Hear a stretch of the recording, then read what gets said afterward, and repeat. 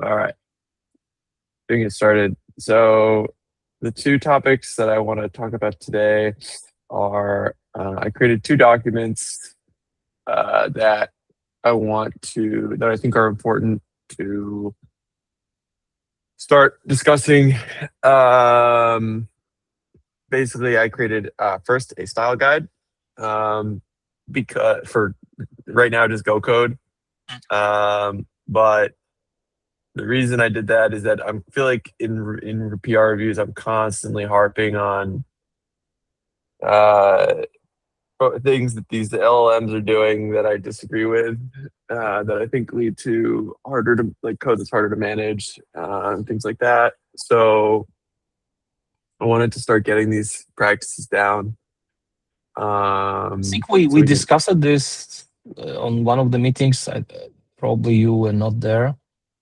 That we can customize the this GitHub, you know, default agent with those instructions, right?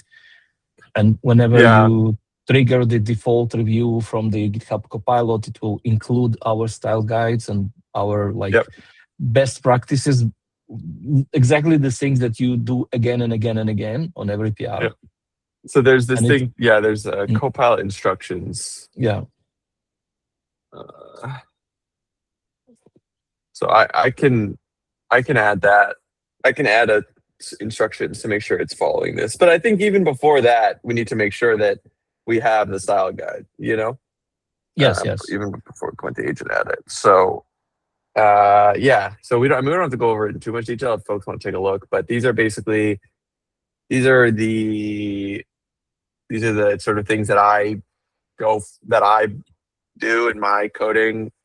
So first of all, I think this is generally keep PRs focused. Like this is something I ask for all the time. I say if you are cross contaminating uh, things in this PR, I'm going to ask you to split them up in terms of rollbacks, backports, basically like reviews. Like this should always true. So this Uh, this can help actually to pre-filter all the new PRs, right? With the if it's not passing the default style guide, you can skip it also. yeah, for sure. Um, So never swallow errors. This is just like good practice. It's really, we don't want to we don't want errors in our system that we don't know about. Um, just extracting shared helpers. Like there's a lot. So this is something that Ponytail can actually help with. That's that project, that like set of plugins that has gotten some attention lately.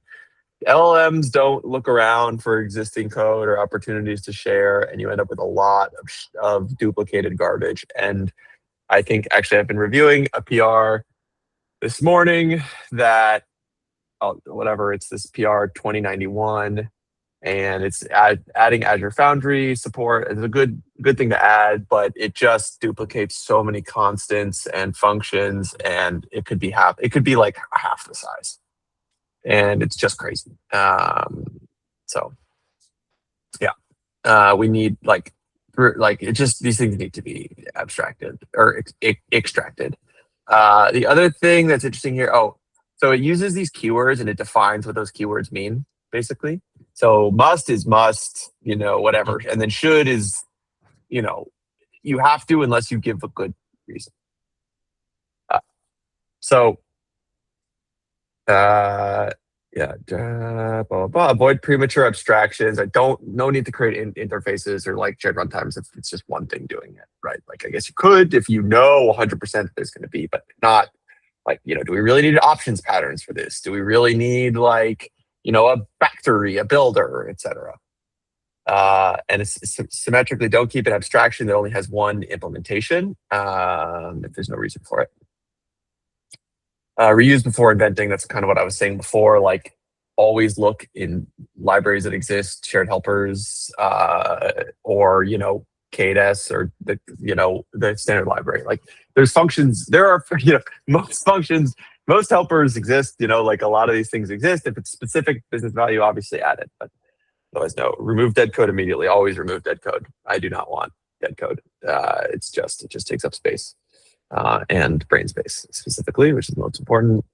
Minimize the exported surface. So this is good when you want to use a function, when you want to use a package, it should be obvious for the user and the LLM how to use it.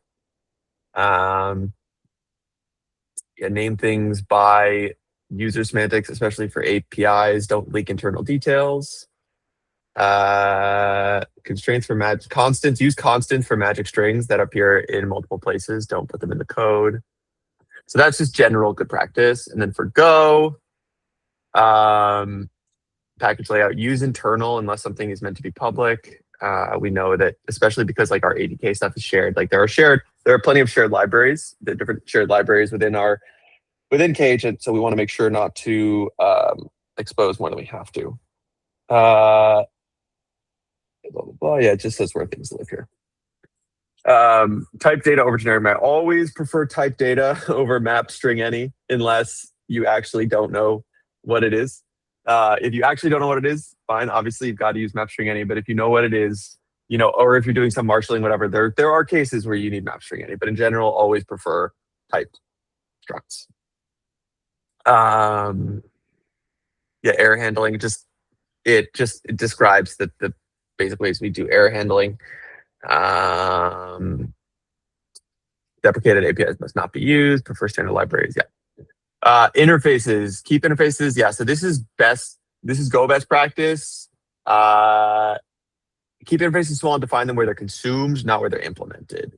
So interfaces are about usability, not like sort of how your like the library thinks, but how you think. And so often. So every concrete implementation must carry a compile time assertion. This one, I might downgrade to a should. Nah, let's keep that a must. It's one line of code. Except interfaces, return structs. This is like, again, if you ask Rob Pike, like this is what you're supposed to do, right? This is how Go is supposed to work. Methods versus function and method receivers only justify when the function uses struct state. Yes, this I agree. With basically just methods are meant to be, or it's something like extremely private. But in general, I agree with this. Someone is looking to be let in. Who's this? Someone already let them in? Yeah. Thank you. Josh, we are going over the style guide that I just, oops, sorry.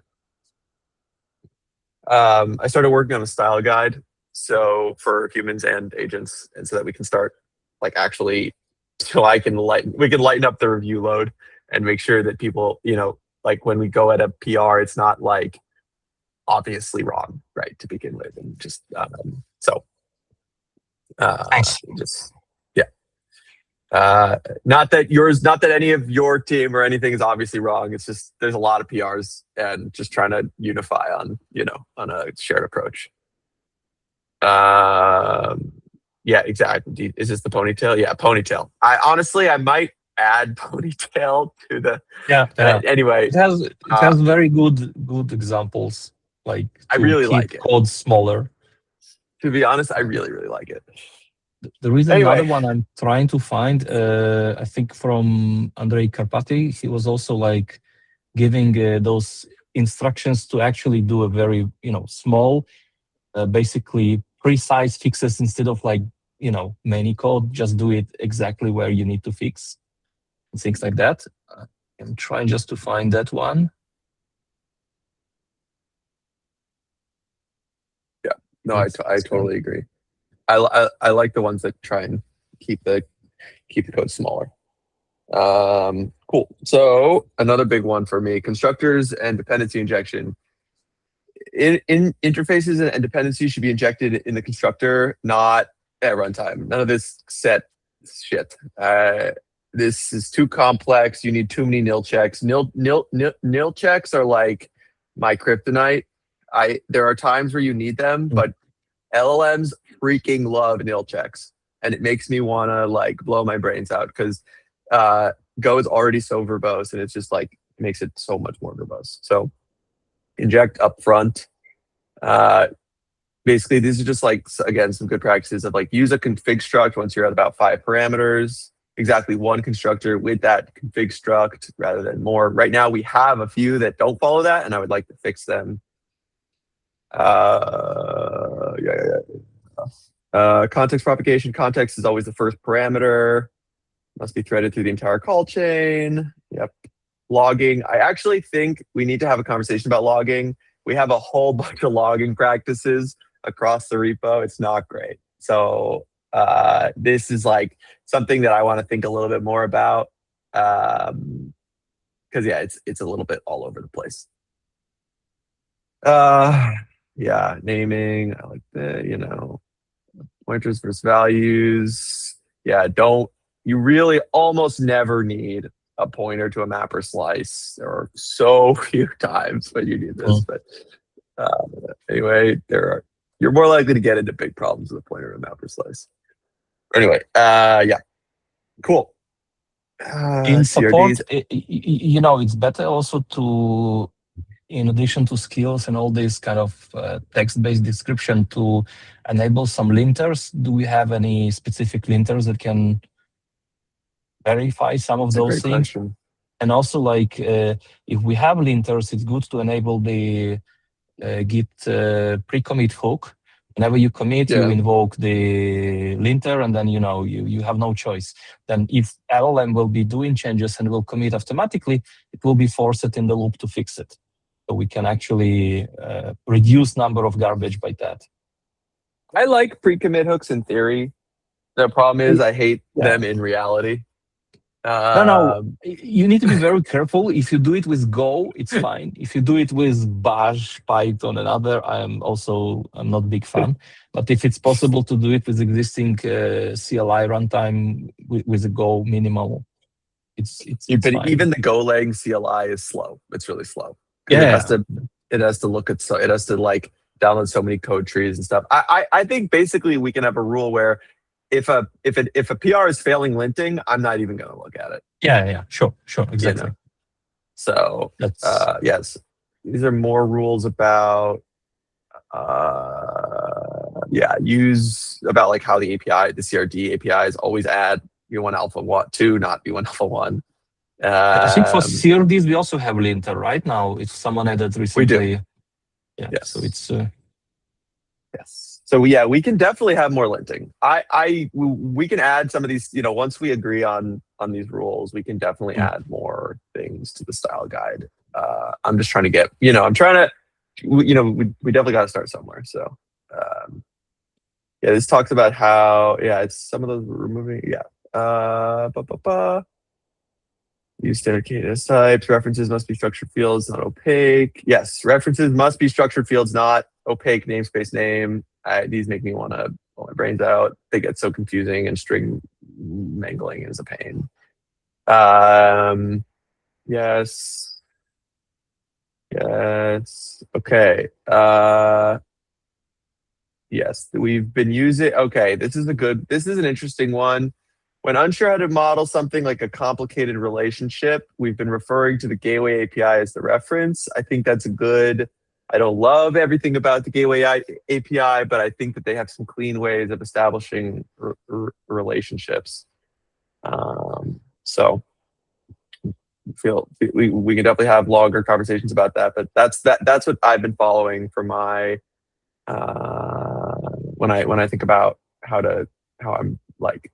You mean using kind of selectors and labels in a way when you want to link different entities without? No. So what it's talking about is like how we have it's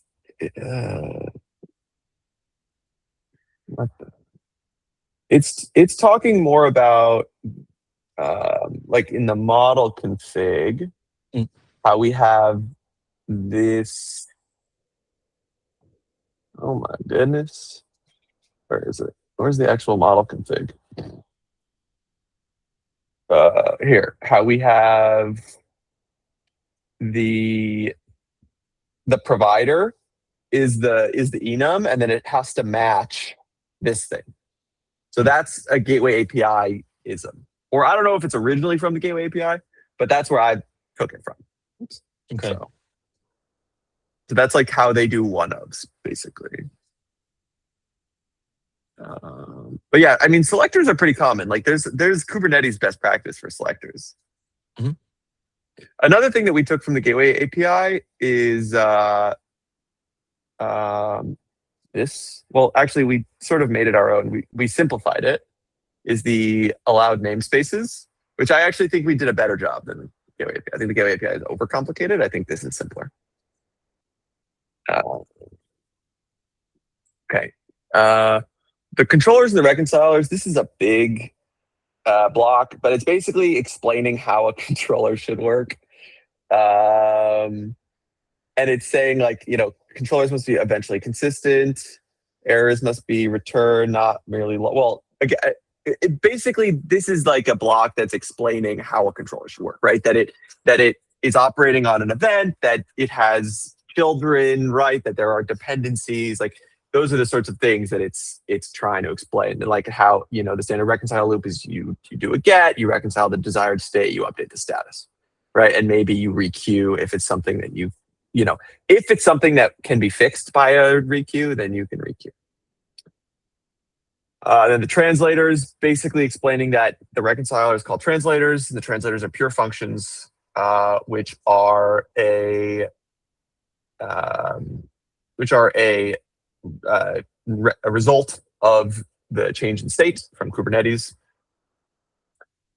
In terms of database, prefer real index columns. Obviously, JSON may be pragmatic, but prefer real structured data. For concurrency, the core long-running routines should be managed by controller runtime using the manager runnables. Go routines in business logic may be used when there's real need, but they shouldn't be core. Testing, just some simple things about how to do testing with Kubernetes, how to do testing with databases, etc.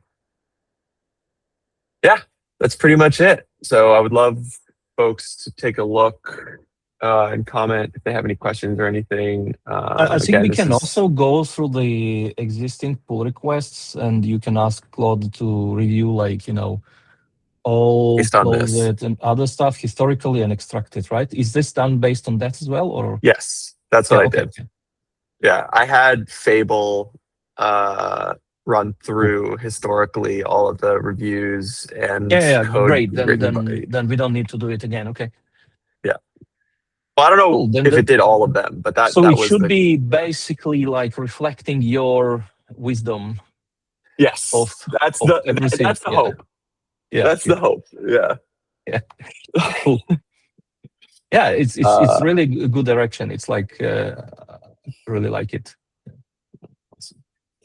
Yeah, so that's that. I think we can, again, just added two MCPs, one for ADK docs and one for next DevTools. If that can be also part of the repo. Yeah, let me find those. Let me just add those to the.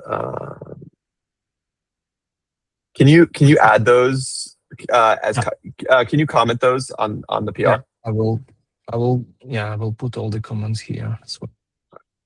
Awesome. The one that so that's that. Any questions on that before we move on to the next doc? A lot of docs, sorry.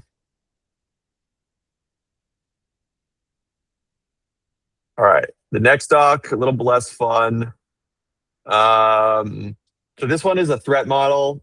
So this one has a little bit of history. So we've been getting a bunch of CVE notifications for Kagent, but the reality is that they're all not CVEs. They're all ways that, they are ways to break the system, but they are ways to break the system within understood ways to break the system, right? Like it's so Envoy, for example, has this doc, which is their threat model. And what this does is it explains what exactly it means to break Envoy versus what they say is like, yes, we know this is breakable. Like that's fine, right? This is not something that we care about. So I'll give you an example.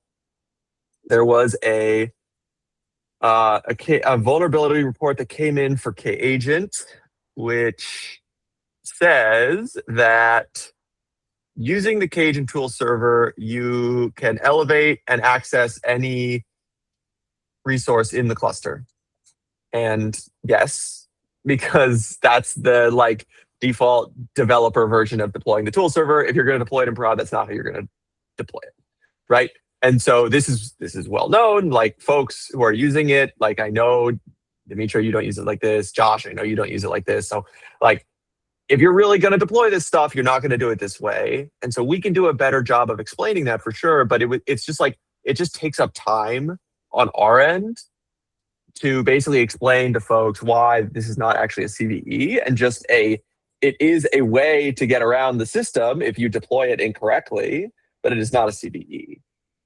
And so this doc is a first go at that. And I will say I'm really annoyed because I wanted Fable to help me with this, but Fable kept rejecting it because I was talking about CVEs, which is so stupid. Treat model, just one comment. This treat model should include the model of how you deploy it, right? And deployment, which is default one, it's a little bit different. We have simplified deployment, right? We have not enabled all the read only, write only, and other stuff. Right. So that's the sort of thing that it talks about. It talks about the various ways to deploy and how those affect the various like the safety of the system. Does system. it include like So here you mentioned what, that you deploy it with Agent Gateway or no? So SSO and other things. So SSO, yes, it talks about Agent Gateway. So let's get into it. So the way it starts is it talks about like system context, like what this thing actually is, right? Who it's for, etc. Because maybe let me finish my thought. Okay, I'm thinking the treat model would depend on the actual package that you deploy. You can deploy the Kagent with, for example, Service Mesh, Agent Gateway, or maybe only one, right? It talks about that. I know. So the doc talks about that, and I'll explain why. So that's an important piece for sure. But the doc, it'll talk about that. I promise. And do you separate this into? Do you separate this in the multiple like levels? Like you can say like a full package, middle. Okay. Okay. Yes. Let's go through it, and I promise. Let's go. Let's go. Come on. If you still think there's problems, like, all right. So it breaks it down into the multiple pieces, right? So first, there's the controller. Controller is the piece that reconciles, right, the resources. There's the HTTP and API server. That's a lot of pieces now, right? That's the REST API server. That's A2A, and that's MCP. There's the UI, which is the UI. Also not talked about here is Substrate. I just don't want to get into that yet, but anyway, that will have to get covered. There's UI, right, which is the web interface. There's the actual runtime, which is either Go or Python. And then there's the external MCP tool servers. There's the database. There's MCP tool servers in general, whether those are created by us or external. There's the database, and there's LLM providers. Actually, not mentioned here are external agents, but the agent runtime is fine. I think that covers it. So those are all of the pieces of the system, right? The pieces of the system that are owned by us or interacted with by us. So guiding design principle, Kagent operates within existing Kubernetes security boundaries. It's not a replacement for Kubernetes RBAC in mission control or network policies. It obviously has stuff on top of it, but it is not a replacement for that. All in-cluster services default to cluster IP. Nothing is reachable unless you make it reachable. It's also true. The first trust boundary that so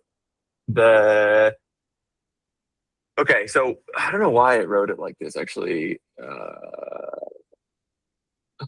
So the actors in the system are basically an external. Let's view this in. Let's see if we can view this. Okay. There we go. So here are the actors. External, unauthenticated, right? Applies when an operator exposes the UI. And basically, so this is saying that this actor is an external unauthenticated. So if this actor were to break into the system somehow, that would mean it's a CVE, right? If you expose if Kagent is exposed securely and an external unauthenticated user is able to do something that they're not supposed to, right? That represents a CVE. Another one, an authenticated low privilege API UI user, right? So right now we don't have an authorizer, whatever, we can talk about that. But on the roadmap, this is in scope, right? If you are able to somehow get more privileges than you're supposed to, that represents a CVE. Okay. Any in-cluster pod / SSRF pivot. So this is basically if a compromised workload either in Kagent or outside of it manages to gain access, or sorry, if a compromised workload inside of Kagent manages to gain access, then that's considered a CVE. Cross-tenant user in a shared cluster. And this is basically, if you are able to, this is like, if you as a tenant, right, as an agent are able to access agents that you're not supposed to access, based on tenancy rules, or you're able to access secrets that you're not supposed to access, right? So the tenancy boundary of the system is the namespace, and things only leave that tenancy boundary if they're exposed, except for the agents are shared, right?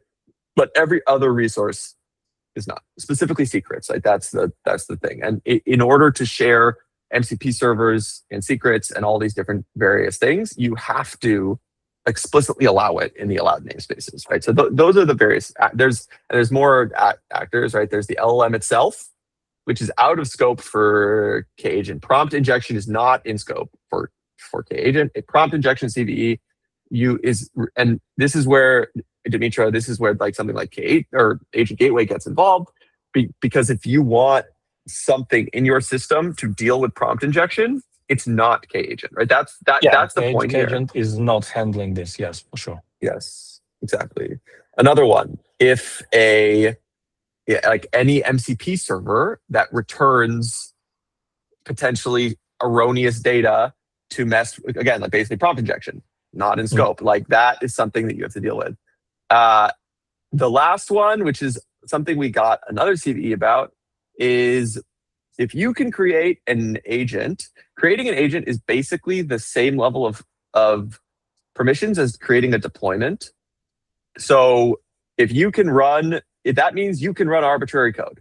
So being able to run arbitrary code from an agent is not a CVE, right? Like, because you can just bring a BYO agent that is literally just arbitrary code. So this does not represent a CVE. So if you have access to Kubernetes and you are able to create an agent and other Kubernetes resources, and MCP servers, it is as if you are able to create deployments. It is the same thing, functionally, right now, unless we move to Substrate, but right now that's the case. So those are the actors that I have thought about and added so far. They're definitely possible that there are more, but those are the ones that I've thought of. And then there's the trust boundaries. So there's the external client to the UI, right? There's two modes of authenticating with authn. There's the OAuth2 proxy or none, or you can use your own proxy, right? What about skills and other? Oh yeah, that's missing. We had, until now, we had most of the things in the area of skills and sandboxes, right? So because by default, the ADK itself is single binary, it's pretty much isolated, but skills and sandboxes introduce a lot of vectors. For sure. For example, skills can have a hidden characters. Sandboxes could be using whatever shit, which needs to be isolated, like network and file calls. Then let me add, also, and one more thing, which I seen just today, maybe just, I don't know if it's relevant or not. If I need to mount a token somewhere, right, and give it to the agent in some way, they should not leak into the prompt. It's so. Yep.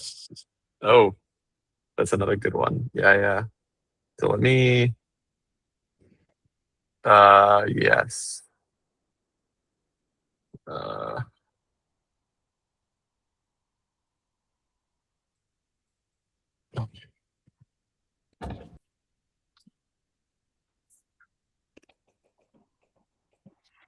Hope you can hear me because my headset is out of power. Yes, we can hear you.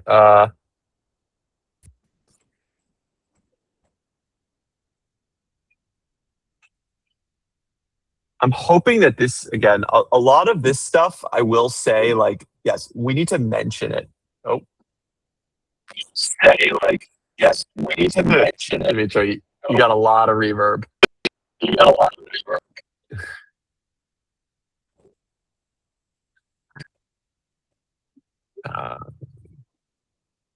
Okay, so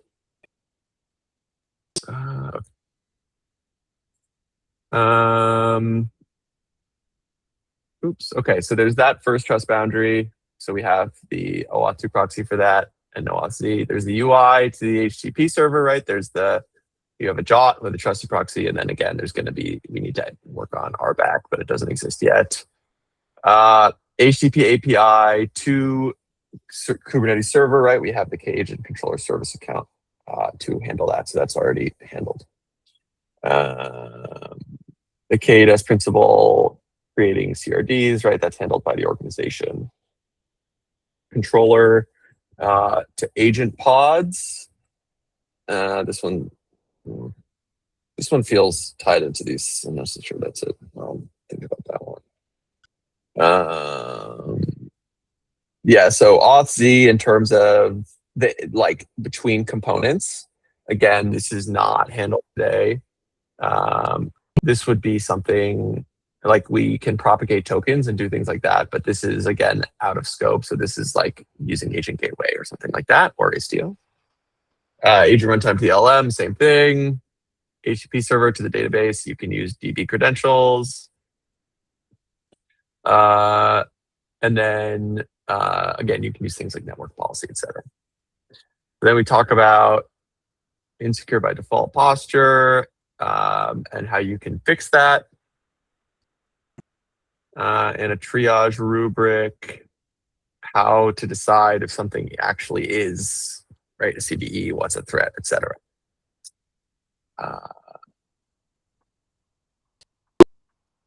Let's check.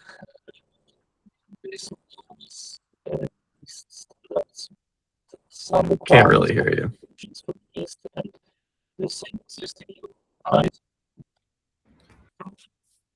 He said check some requirements.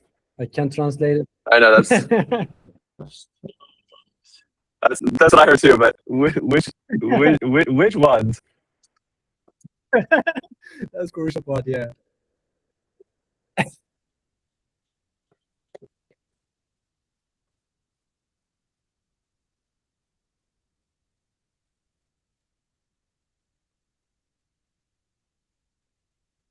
No?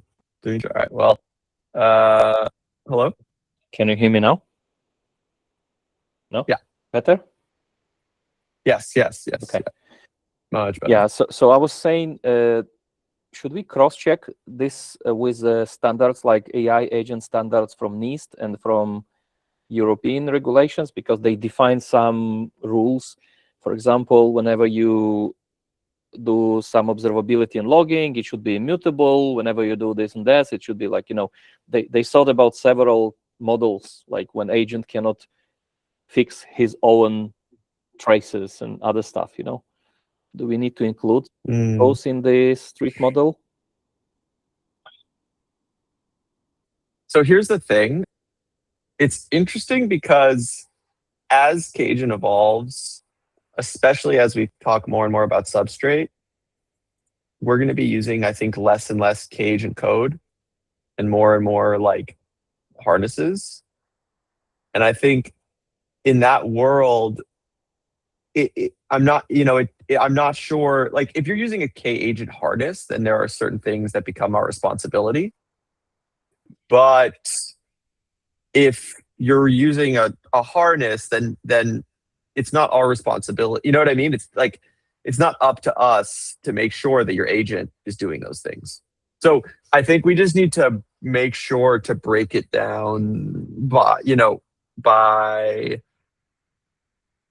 situation, right? There's going to be nuance, but I do think that in general we should cross-reference this against, against the I'm just saying. existing. I'm just saying that there are two regulations. One is NIST in US, and one is this European Act, AI Act. Both of them give certain conditions on top, like by that regulations, and I think it would make sense if we cross-check. And I'm just trying to find these links in chat. Just to validate, because maybe they consider some additional use cases, and those use cases will give us a better idea for treat model. No, I definitely think we should cross-reference regardless, right? Like it'll be useful for us to make sure that we're because most of the things that you mentioned, they are like about the assuming that intruder is outside, but agent itself is like very cooperative. It's like you have someone inside the system, right? As soon as you manage to convince agent to do wrong things, we're done. So this defense in depth with agents, it should include multiple layers and all of that, and most of it is already present in those standards and regulations. Yeah, so I'm a little bit worried about getting in Kagent, getting too deep on the agents, like within the Kagent threat model, getting too deep on the agents themselves, because like you said, I think we should lean on something like these regulations and whereas I think that the threat model here that I'm talking about is specifically like how a user could, but you're right. It's like it's from the outside versus the inside. I think we do need to definitely, we need to include this inside factor, right? We definitely yeah. Like for example, in most cases, if the agent is just stuck in the loop, right? And just burning all the tokens, all the stuff. So you need to have a basic kind of mechanisms to prevent those. But some of them will be coming from gateway. Some of them will be coming tokens is not a CVE, right? Depends. If someone injected a thing, if you can drain the system by sending some request which will be stuck in the loop and everything is like eating your tokens and things. I'm just trying to give a most simple examples, right? It can be example where agent is doing like I don't know, multiple calls, which is very unusual, which is breaking some other thresholds, and you kind of limit it, right? You need to basically be able to isolate it on the early stages, and those mechanisms could be layered. It could be also on the AI gateway, but some of them is required on the key agent because AI gateway maybe don't see the difference between multiple agents from the key agent side. So you need to understand, okay, this is my session level kind of, guardrails. This is some kind of like agent level guardrails and so on and so on. You see my point? Yeah, we definitely, I think we need to think, I still don't know that it will be part of the Kagent threat model, but I do think we need to think through it, and we can decide if it is. In many cases, I'm saying in many cases, if you have someone got into the agent and prompt injection, Dimitri, but that's what I'm saying. That is like the CVE is the prompt injection. It's not what the agent does. So all I'm saying is we need to figure out where our responsibility ends. I'm not saying those things aren't problems. Correct. Yeah. Right. We need to see, for example, in your case, if we say, okay, the prompt injection is responsibility only in agent gateway, right? It's easy to say, but then we need to see, okay, is it enough? Because in this case, if I have a session-based threshold of calls, of tool calls, right? Maybe I want to have per agent session-based or time-based, like in 15 minutes, I shouldn't cross, I don't know, 1,000 calls, right? Yeah. And things like that. And some of these things are currently missing in Kagent, and this, I think some of them will be very much required to address those issues. If you have like this already happened, so it should happen on multiple layers. Yes, we will have like semantic. But if Yeah. the agent has exfiltrated, then it can, like it can figure it out. I think, like it can just write some new code to do it. To some extent, or maybe, if agent is making too many calls in 5 minutes and automatically blocked because you crossed something, unusual and kind of detected, that's better. It's definitely something. Yeah.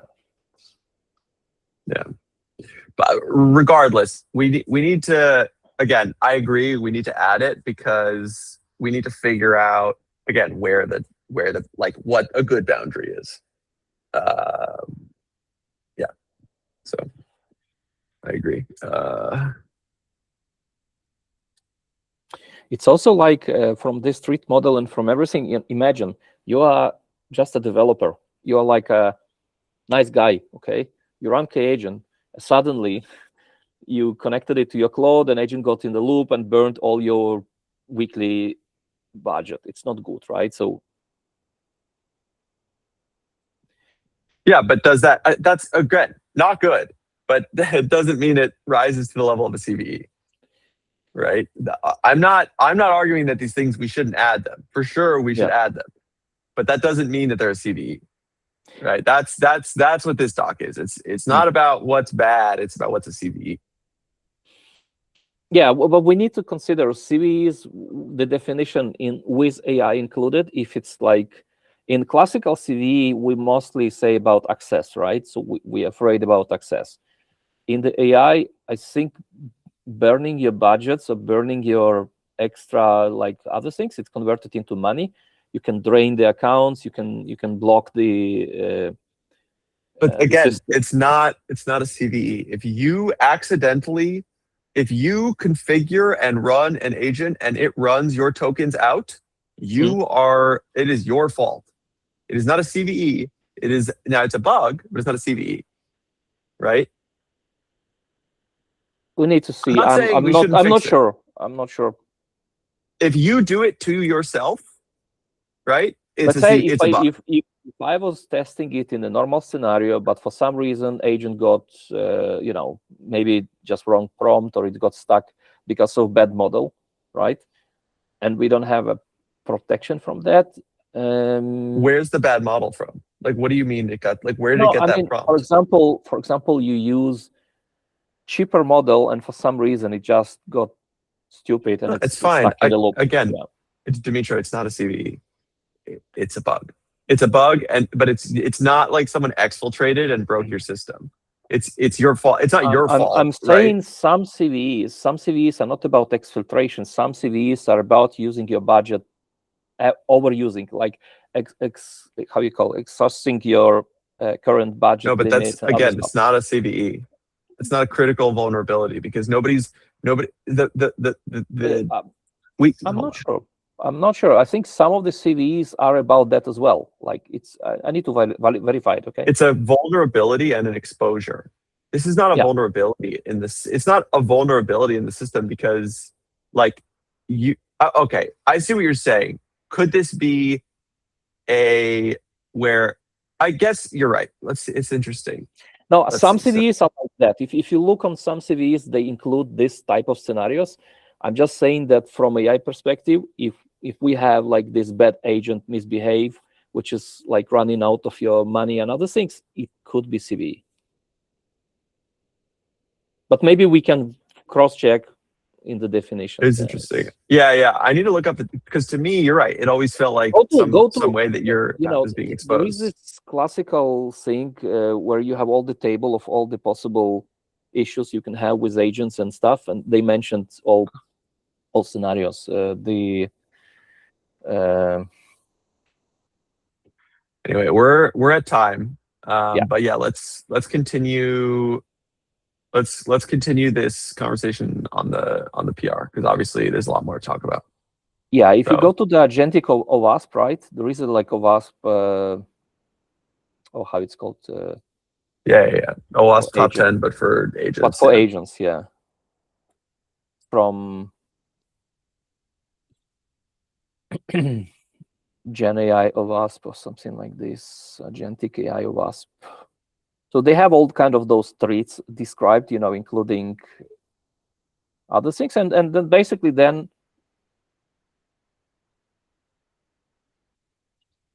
Gen AI security project. I think this is the one, right?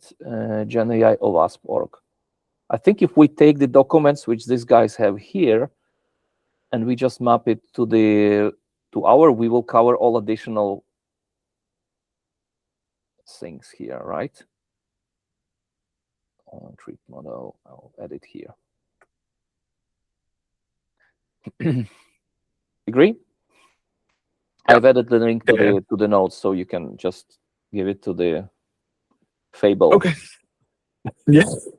No, Fable wouldn't do it because it thought it's a CVE, so it stopped working. Yeah. Now you can do some special registration if you are a security person or company, and they will give you this ability to work on those kind of things. Yeah, but then that's not Fable. It's Mythos. With Mythos, yeah. All right. Anyway, we're at time. So yeah, let's continue this offline. It's been a good conversation. And we'll talk later. Okay. Bye, y'all. Bye.